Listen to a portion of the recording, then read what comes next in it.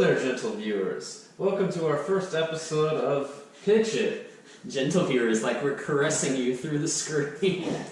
This entire series is based around conversations like this, where we're just dick around while filming a video or hanging out, and we just pitch random ideas to each other. So every month or so, whenever we come up with an idea for a really cool thing, we're just going to pitch it to y'all. And you're going to get to see us kind of come up with the idea live as we do it.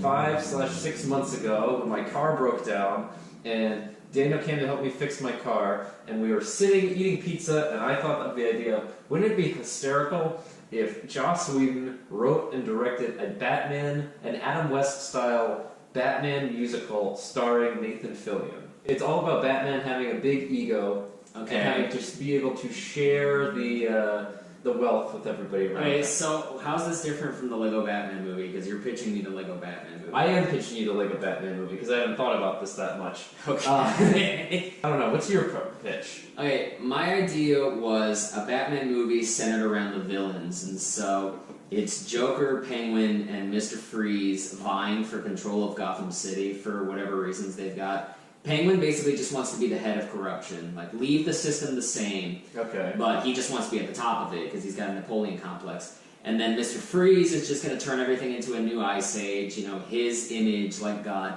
And Joker at first finds it hilarious that they're both fighting, so he's kind of acting like the devil on their shoulders and just like messing with them at first, but he also kind of like digs the idea of driving a yacht on land, so he's just this is like sort of, it's the favorite. Kind of. What villains do you have in yours? Do you have like the same as I do? Two-Face. Batman is super awesome and takes credit for everything, and Harvey Dent's just the by-the-book lawyer, gets pissed off and becomes a supervillain. Okay. For Harvey Dent, I'm thinking very much TV lawyer, so I'm going with David Boreanaz.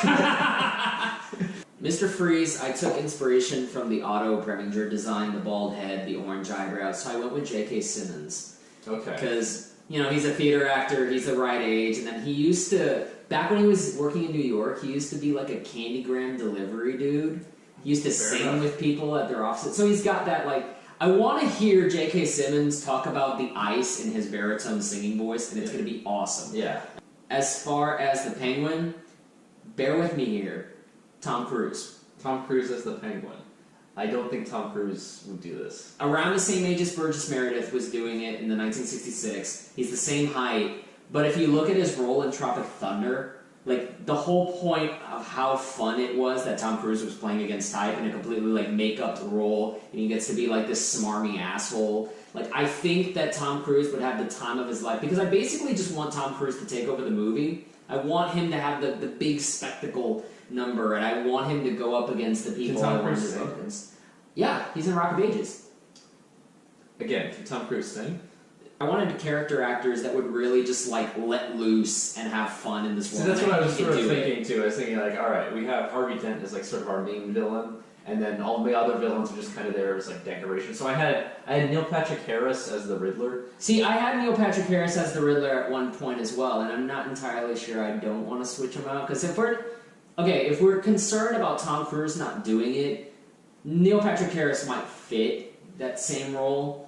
The Riddler's got, like, this insecurity complex, right? Right. That's why he has to make all the riddles. So I guess that's kind of what I was leaning with Batman. Do you want to just do NPH as Riddler? Sure. Okay, let's do that. Oh, you haven't heard my Joker yet. Yes, I have a Joker, too. Bear with me here. Oh, no. But I'm going with Seth Green. I just want him to just be sort of like this sort of sad piece of shit who just kind of fucks with Batman because, you know, whatever. What I was thinking about is, like, you know how you, like, look at, like, recording studios when people are doing, like, animated movies, and they're doing, like, sort of these all over the top, like, hand motions and stuff while they're recording? Seth Green does a lot of voiceover. It'd be like that, but he's, like, actually, like, live action, you know. He's playing his role. Wouldn't it be immortal? Yeah, it would be funny if it was, like, you know, his, it's essentially Dr. Evil's son again. Maybe? Who do you have as the Joker? Again, I was going with, like, low budget, like, TV people. Originally, I was looking at a lot of the designs for the old show, so I was thinking Javier Bardem as, like, Cesar Romero, because he's the same height, he's the same age range, and he's the same nationality. He's got that kind of, like, long face, and he can transform. And then I thought, well, if I'm going to have the Penguin and Mr. Freeze, or in this case, I guess the Riddler and Mr. Freeze go off against each other, I want somebody who's, like, different looking and different age. So I went younger. I went with Nicholas Hoult. The commitment to his roles, he's a no stranger to makeup, and he's got that weird cheekbone looking thing. And I basically, you know how, like, in Shakespeare stories, they've always got, like, the fairy dude that's just, like, not giving a fuck and just deciding to mess with people? That's kind of the idea I have for the Joker in this one, is that he doesn't really care about anything. I see him, like, he lives at his mom's house. Like, he's, like, doing, like, making, like, experiments and stuff in the basement, you know? Okay. He's, like, maybe he has, like, a YouTube channel? No! No! I don't know, you're kind of losing me with this. Here's the thing, we don't need any more Jokers. But if we're gonna do it, I mean, I think this one works. I want Joker, like, when the Riddler has all these crazy, like, schemes set up, I want, like, Joker standing there with, like, a pair of scissors, like, ready to cut the wire, and he's like, no, don't do it, snap. And he just, he takes off. okay. I mean, Joker can be kind of like a secondary character. Yeah, I don't see him as, like, the main antagonist. So can we put my Nicholas Hoult in there? Sure. Sweet! Do we like J.K. Simmons as the... Sure. Okay. Can we put David Boreanaz as Harvey Dent? Is he like a side character? Because the thing is, More of a side character. I don't want to overload it. Do you want to, like, intro this? Maybe, and potentially, maybe he's not. Maybe he doesn't turn into Two-Face. Alright, so who's your Robin in this Rami one? Malek. Okay. What the heck does he be hysterical? I can work with that. Because again, you need somebody who's like very like expressive and like, what are we gonna do next? And like innocent looking. Some quick things off the top of the head. There's Barbara Gordon and there's Commissioner Gordon and there's Alfred. So Barbara Gordon I've got as Jazz Sinclair. Who the fuck's that?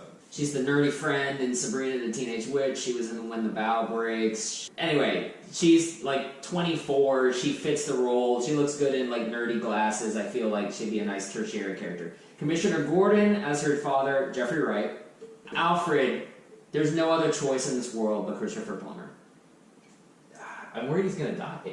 He's not gonna die. He's like, okay. He's not gonna die. He's like 80. If Clint Eastwood can still direct 2 movies a year, Yeah. Christopher Plummer can survive. Okay. Shut up, it's a fan cast. One of my ideas is like going with the whole like Batman is like an egomaniac thing. Commissioner Gordon and the mayor of Gotham, who I guess is a character, I guess. they're holding like a National Batman Day or something, and it's like Batman just like talking about how awesome he is. And like the villains are trying to do something like the night before, and all the other people like Robin and Alfred and Barbara Gordon, they have to go and like set up the thing, but Batman's too busy like talking about how awesome he is. So it's like, Okay. and it's like there's like a Batman Day song when Batman is like gets on stage and everybody's like applauding. Batman's like on stage and he's like everybody's applauding and he's like doing a dance and stuff, and then you cut to like other action sequence with Robin and Alfred and Barbara trying to like stop villains. I mean, that could work. Because especially if there's like 2 different songs and you got to like cut. You got to cut It's like between a them. medley. Robin's gonna go out there and stop the trifecta of trios by himself because he's an idiot. Yes. And that's when the climax is whenever Batman's getting the celebration, he sees in the distance that like Robin is just getting beat down Yes. by all 3 villains. You know the opening sequence in Once More with Feeling? You know, she's like in the graveyard and everything. I'm thinking something like that, but with like in Arkham, and you get cameos by all the other villains. Everybody's kind of doing something, but Batman just like he's like kind of like talking to the camera and stuff as he and says something like ridiculous as he like puts a villain away, and everybody's like applauding, and then you like hard cut over to Robin who's just like stewing in the corner. Batman's walking across all the cell blocks, and then each like character is trying to introduce themselves as like actual characters in the movie. So you have like Killer Croc like, and then Batman just crosses in front of him and completely steals his thunder. Yeah. And just watching all these villains in defeat. Robin puts away like a crime syndicate or something, but it's like, oh, but Batman stopped like a robber from like the local mini mart or something. You could have one shot, it's on like one soundstage, and it looks like a soundstage. One side of the street is Robin like fighting a bunch of mafia dudes. It's Yes. sort of like this noir look. And then like you cut over and it's Batman saving a cat from a tree. Yes. And it's like all bright and sunny, and you just see him looking, like even the mafia dudes are just looking at him like, what the fuck? Barbara like convicts like the state senator of like fraud or like tax evasion, you know, and goes to jail in this multi-million-dollar lawsuit. But Batman is like, you know, teaching a kid how to play basketball or something. Just the idea of like a weird like shot from the basketball hoop thing of Batman just going like Jordan and like sticking his fucking tongue out as he dunked. The idea of this movie essentially is like, with the characters, Batman's an egomaniac, Robin wants some of the limelight.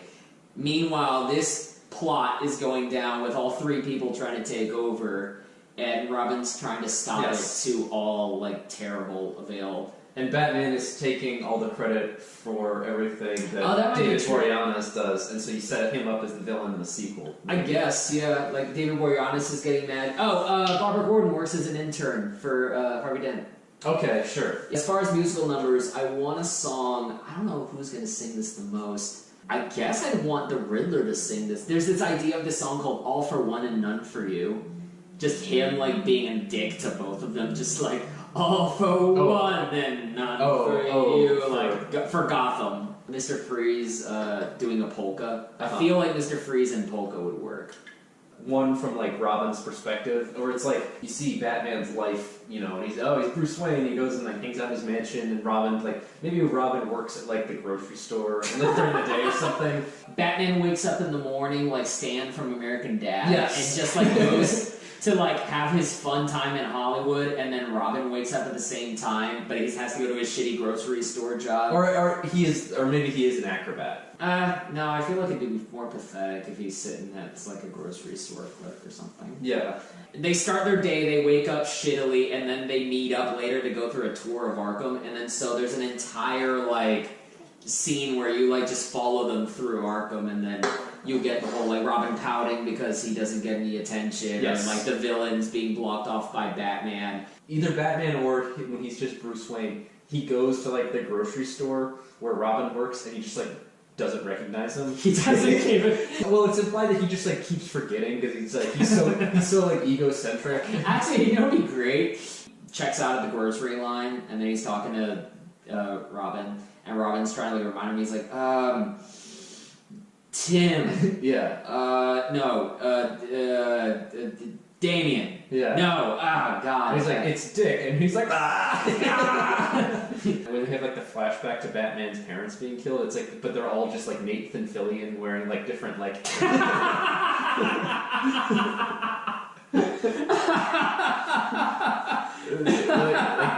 Fillion, and, like, but it has to be like comically like Batman's dad. It's like it's got like a fake glue-on mustache, and his mom's wearing like a bonnet or something.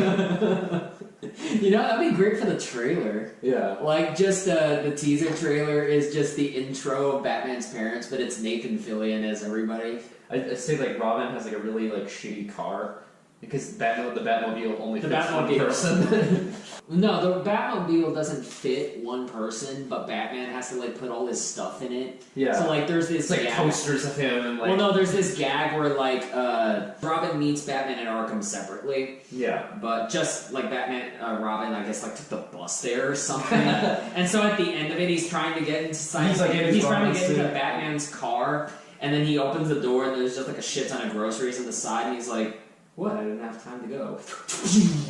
Beyond that, Batman won't let him use like any vehicles. He's got like the Bat boat, the Bat helicopter, the Bat pod, the Bat like, and then there's like all of those, and he keeps like coming. It's like, oh, the Bat skates. Yeah, it's like he keeps like giving excuses for why he can't like share his toys with Rami Malek. It's like, yeah, because he's got all these things. It's like you need a boating license or whatever. Right? There's this visual shot of like Batman's utility belt, and it's got all the gadgets and wisdos, and then you like zoom over to Rami Malek's Bats thing, and it's just got like a belt. Yeah, it's got like, he's got like a regular belt. Yeah. Yeah. Like a fanny pack. Yeah. It's like a fanny pack with like a Robin, like, it's not even a Robin fanny pack, it's like a fanny pack with like a Robin sticker on it. No, it's not. It's him Sharpied Robin on the fanny pack. He got it like a Goodwill, and so it says like Jenny, and it's bedazzled, but he crosses it out and he writes Robin on it. Yeah. Maybe the original idea I had of like 3 villains is like a secondary plot. Like that's the thing that Robin needs to solve to redeem himself is just them fighting. But you don't really need to put precedence on it. If the whole movie is about just like Robin trying to gain respect from Batman, and Batman's just too oblivious and moronic to do it. Yeah. What do we call this? The title of the movie. I had a title, it's terrible. What's your title? It's Rogues on Parade, because that's the only thing I had. Batman Rogues on... Nah. Yeah, I don't know. I was thinking Rogues Gallery, just the idea that there's a bunch of people, Batman Day. Batman Day exclamation point. Actually, that might be fun. Yeah. Batman Day, 2 exclamation points at least. Yeah. It's like everybody wants some. Let's do that as a tentative title. I'm gonna overlay this over this. Batman Day! Yeah. 3 fucking exclamation Maybe we should just points. use a digital board.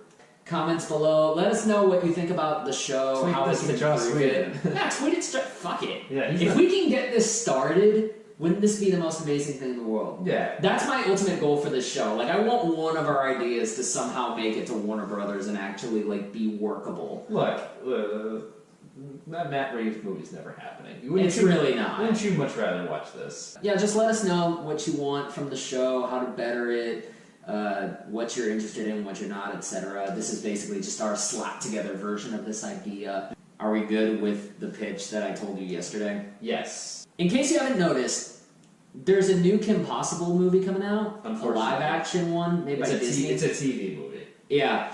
Liam and I... Was this like 4 months ago? This was like a year time ago. When we first started talking about it. We dicked around and thought about a trilogy for an actual Kim Possible live-action thing. But like a legit... Like a legit budget, yeah, genuine actors and director and blah, blah, blah.